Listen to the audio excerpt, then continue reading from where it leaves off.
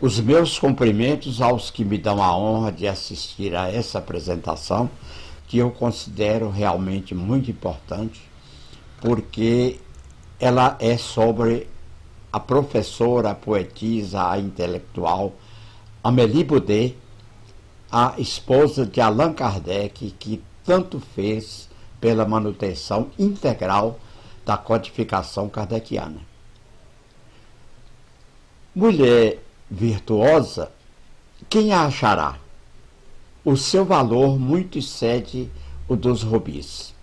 Está em Provérbios 31, versículos 10 a 31. Goza a vida com a mulher que amas todos os dias da tua vida. Eclesiastes 9, 9.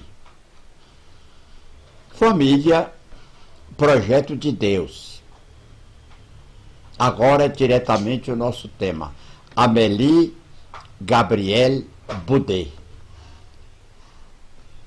que nasceu ou foi registrada e batizada com o nome de Amélie Gabrielle Delacombe Boudet. Amélie Gabrielle Delacombe Boudet.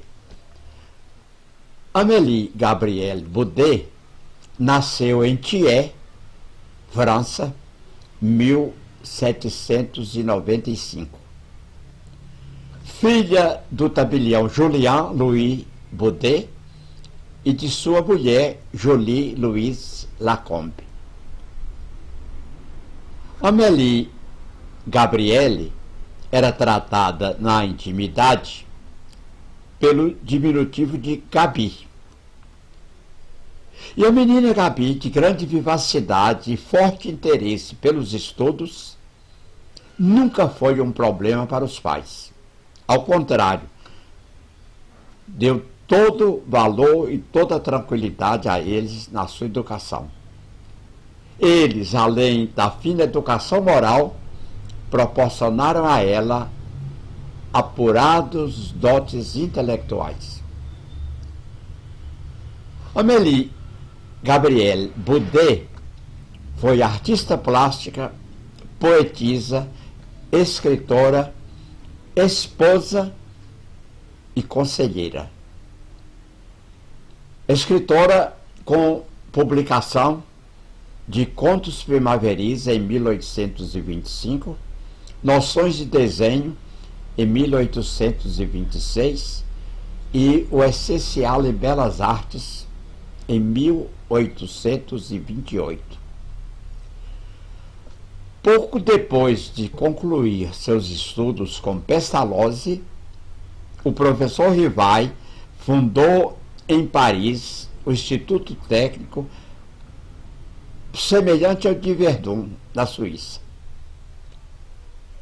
Então, Madame Rivail, se eu estou falando Madame Rivail, já era esposa de Kardec, associou-se a ele nessa importante tarefa educacional.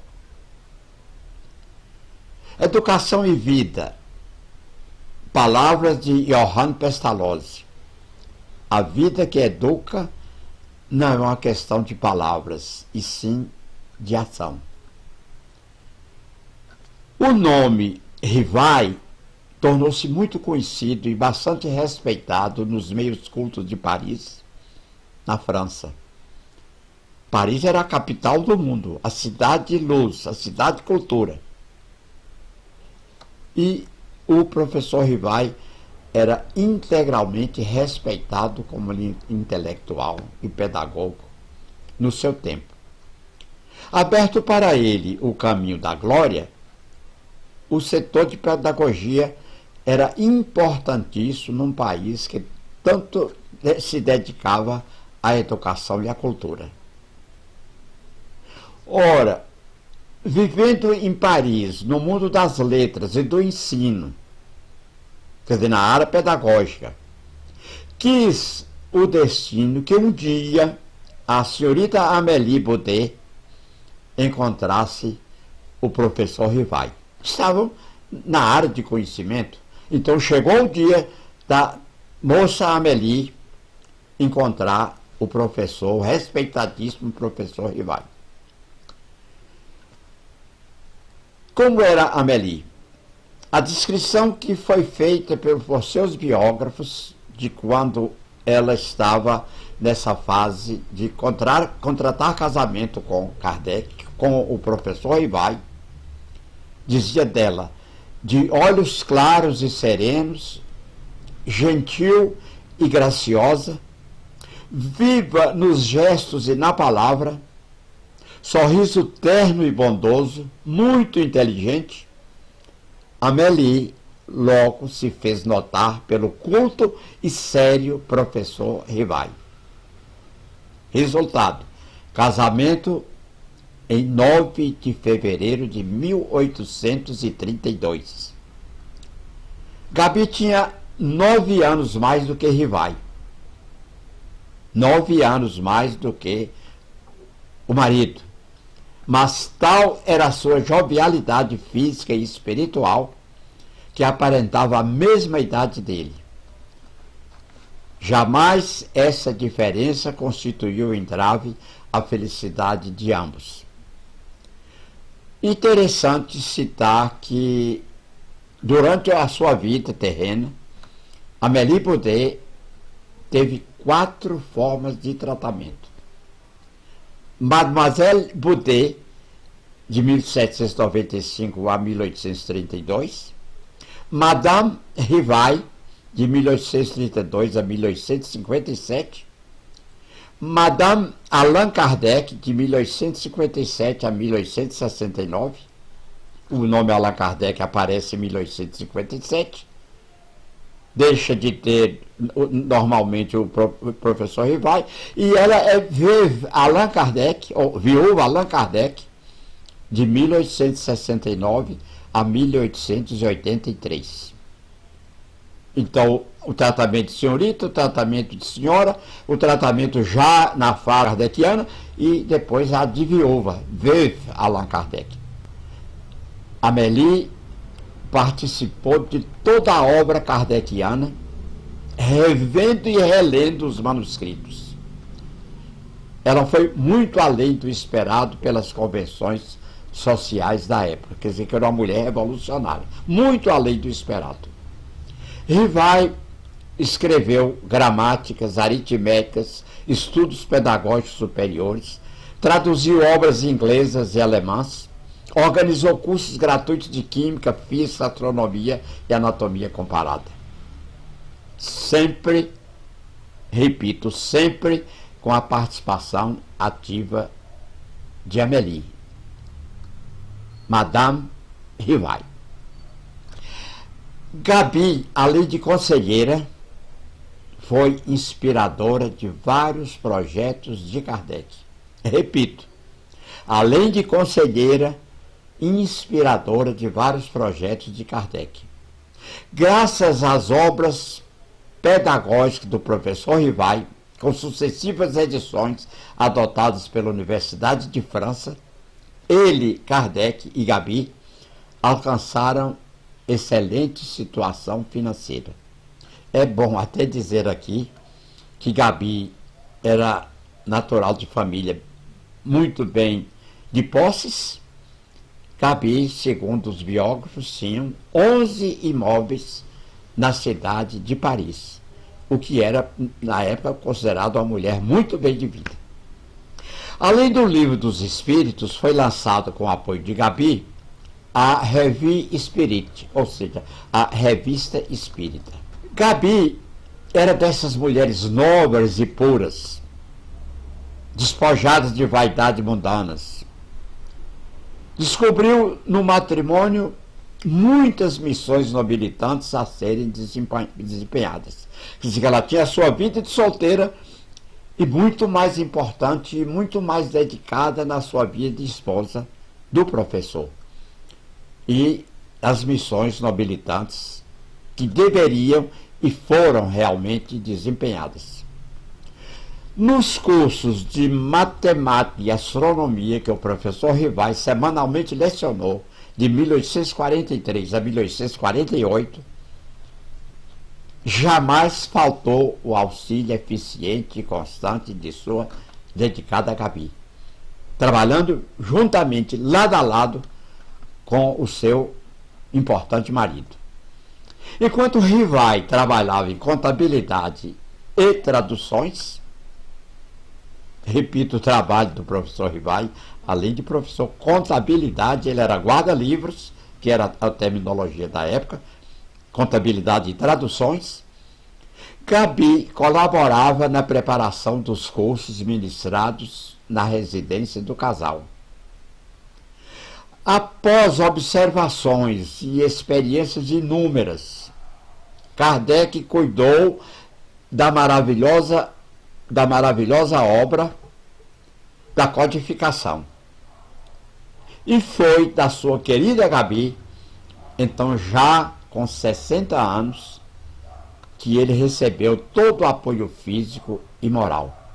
Apoio físico e moral.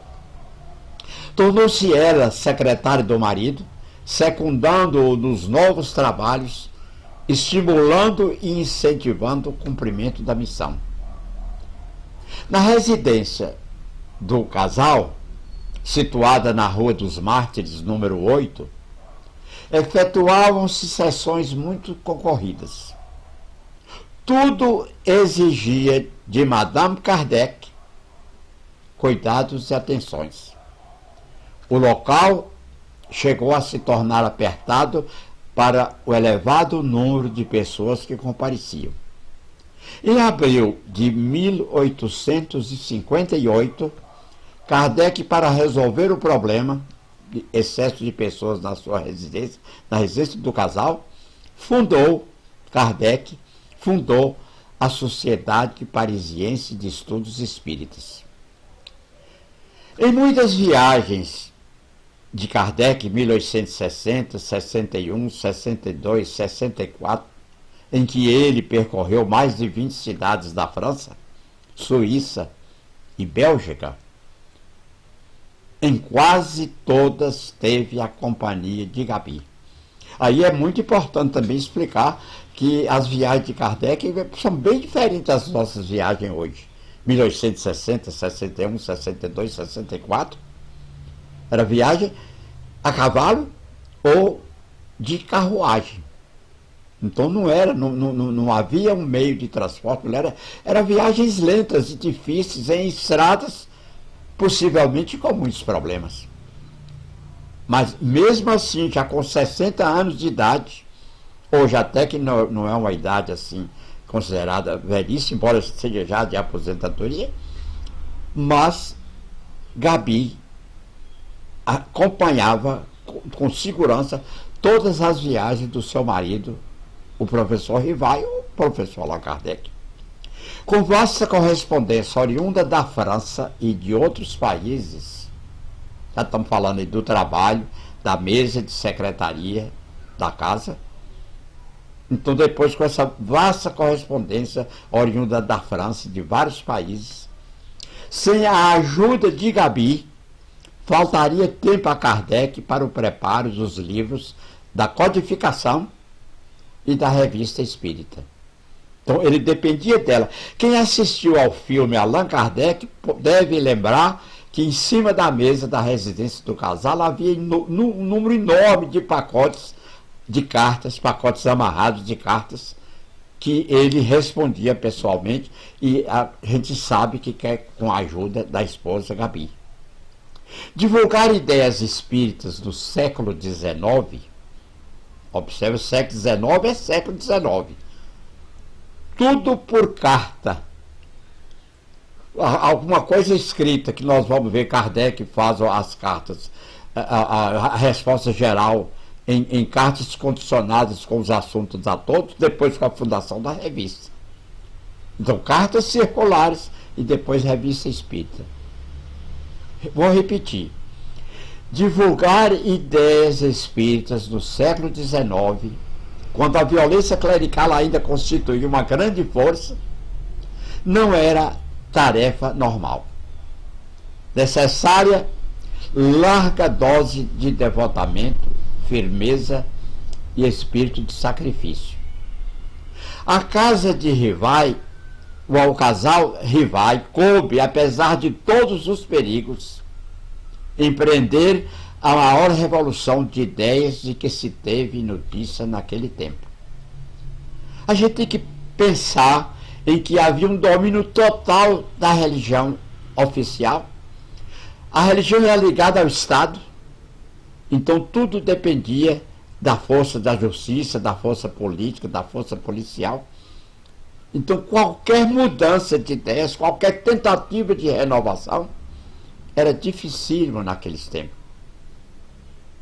Graças ao esforço de ambos, Rivai poderia se dedicar mais a Gabi, que na sua humildade e elevação de espírito jamais reclamara de coisa alguma. Nunca Gabi reclamou de coisa alguma. Gabi, por quase 40 anos, foi companheira constante nas ações do marido. 40 anos dedicadas à sua casa, à atividade do seu famoso marido. Com atos e palavras, sempre o ajudou em tudo. Aos 31 de março de 1869, já com 65 anos, Kardec desencarnava subitamente quando ultimava os preparativos para uma mudança de residência. Então, naquela arrumação para mudar de casa, ele tem o seu problema de saúde e passa para o mundo espiritual. Agora, após o falecimento de Kardec em 1869, Amélie assumiu todos os encargos necessários à gestão do espiritismo na França e no mundo. Então, na falta do marido, é ela, a esposa, Amélie, que assumiu todos os encargos à gestão da doutrina na França e no mundo.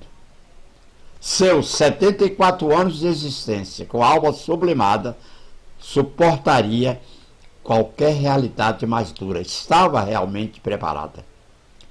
Ante a partida do companheiro para a espiritualidade, portou-se como verdadeira espírita, cheia de fé e estoicismo. Com a morte de Kardec, ela deu continuidade ao movimento espírita, fundando a Sociedade Anônima para a continuação das obras espíritas.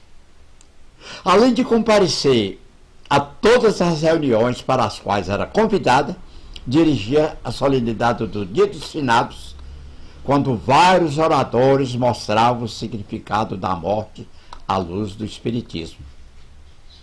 Apesar da avançada idade, que se não é para nós, era naquele tempo, Gabi demonstrava um espírito de trabalho fora do comum, fazendo questão de gerir pessoalmente todas as tarefas. Foi através dos financiamentos pessoais de Madame Allan Kardec que a Revue Spirit e as demais obras da codificação continuaram a serem publicadas com elogiável normalidade. Eu volto um pouco atrás para dizer, quando eu disse que ela era possuidora, tinha posse e domínio de 11 imóveis na cidade de Paris, foi graças a essa boa situação econômico-financeira que a veuve Allan Kardec, ou a viúva Allan Kardec, então pôde continuar a obra com a normalidade necessária. Durante o processo dos espíritas, em 1875, imagine, a perseguição era tanto que havia a ação policial, como eu disse, e judiciária e do governo política, sobre aqueles que queriam inovar qualquer ideia religiosa. Então, durante o processo dos espíritas, em 1875, que levou o espiritismo à barra dos tribunais, Amélie Boudet foi convocada a depor. Tratada de forma desrespeitosa pelo juiz, de maneira firme, respondeu às questões e defendeu a memória de Kardec, a memória do seu marido. Então ela enfrentava tudo com segurança, com lealdade, com pureza de espírito, mas com absoluta firmeza, porque era ela aquela defensora maior realmente dos princípios do marido Kardec.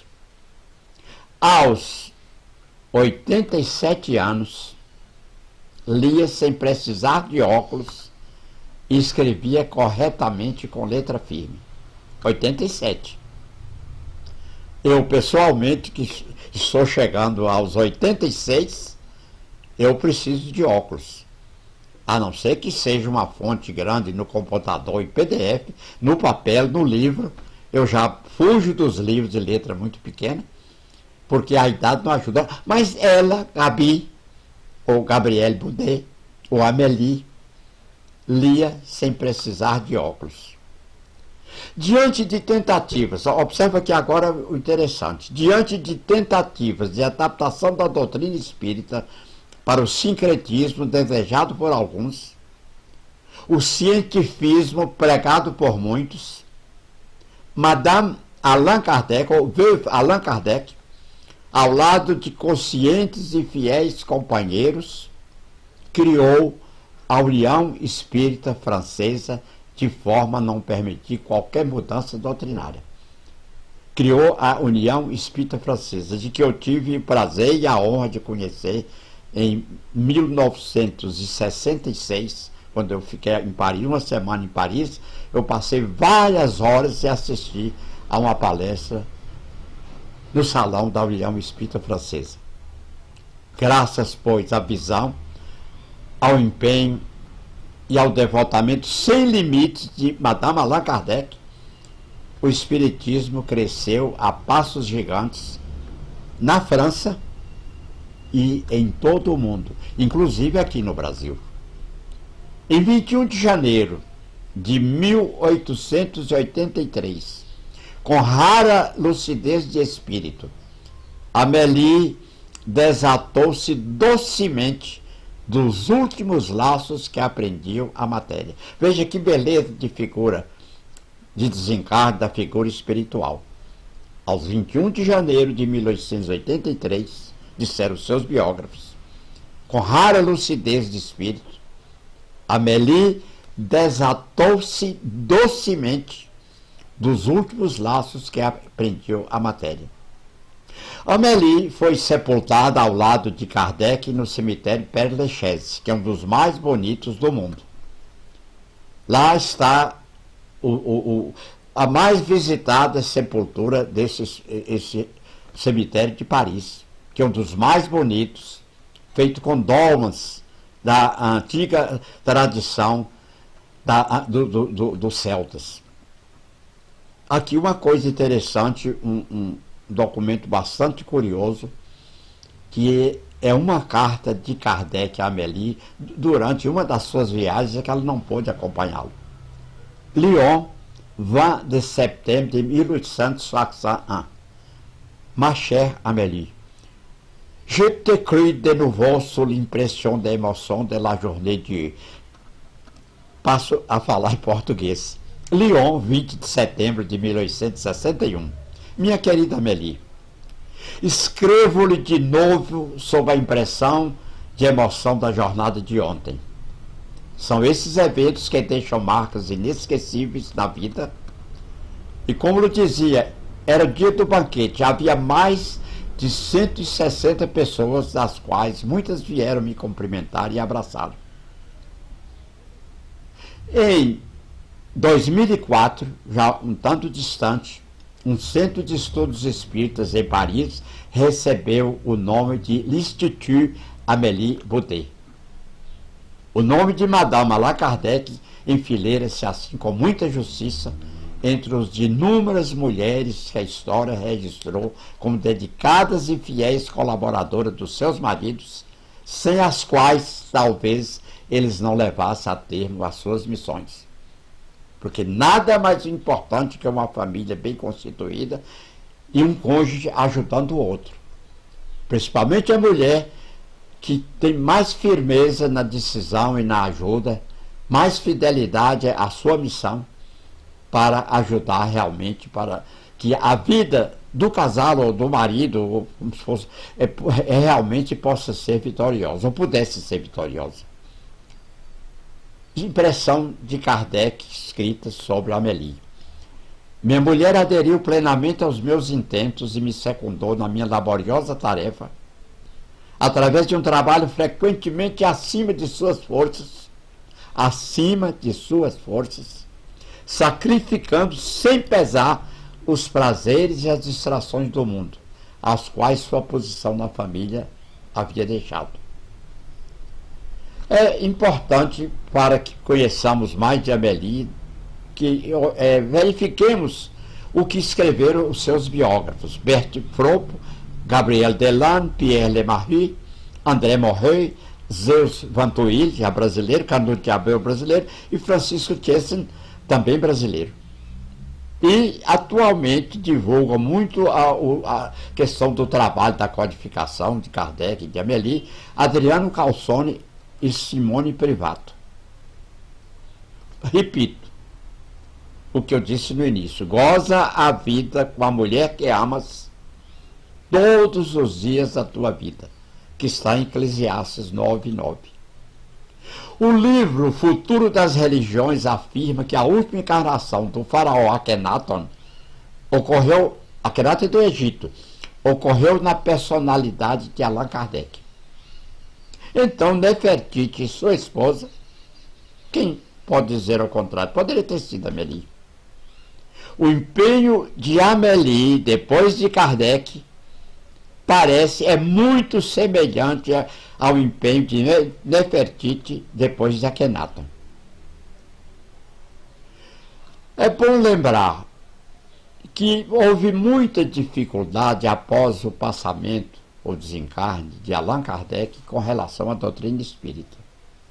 Ele deixou tudo consolidado, ditado por uma corte superior de espíritos, de forma tão perfeita que nós temos hoje praticamente sem nenhuma modificação.